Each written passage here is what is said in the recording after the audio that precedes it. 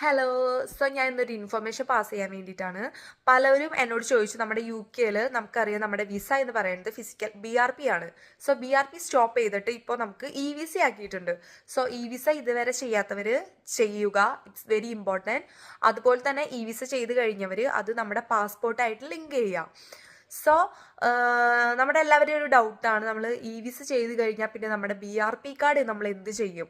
നമ്മളൊരു visa renew ചെയ്യുകയോ അല്ലെങ്കിൽ നമ്മൾ പുതിയ വിസയിലേക്ക് സ്വിച്ച് ചെയ്യുമ്പോൾ നമ്മുടെ BRP കാർഡ് നമ്മൾ കട്ട് ചെയ്ത് അയച്ചു കൊടുക്കാറുണ്ട്. ഇതിൽ അങ്ങനെയൊന്നും ചെയ്യേണ്ട ആവശ്യമില്ല. നമ്മുടെ BRP കാർഡ് നമ്മുടെ കൈവശം കീപ്പ് ചെയ്യുക. ഇൻ കേസ് ഇനി അത് മീൻസ് കളഞ്ഞു പോയവരോ അല്ലെങ്കിൽ വല്ല ഡാമേജ് ആയവരോ റീപ്ലേസ്മെൻറ്റ് ചെയ്യേണ്ട ആവശ്യമില്ല. നമ്മുടെ കയ്യിലുള്ളത് കീപ്പ് ചെയ്യുക. കളഞ്ഞു പോയവരുണ്ടെങ്കിൽ നോ വറീസ്. നമ്മൾ വിസ മാൻഡേറ്ററി ആയിട്ട് ചെയ്യാൻ ശ്രമിക്കുക. അതുപോലെ തന്നെ നമ്മുടെ പാസ്പോർട്ടായിട്ട് ലിങ്ക് ചെയ്ത് ഇടാം. വിസ ചെയ്യാത്തവർ ചെയ്യുക.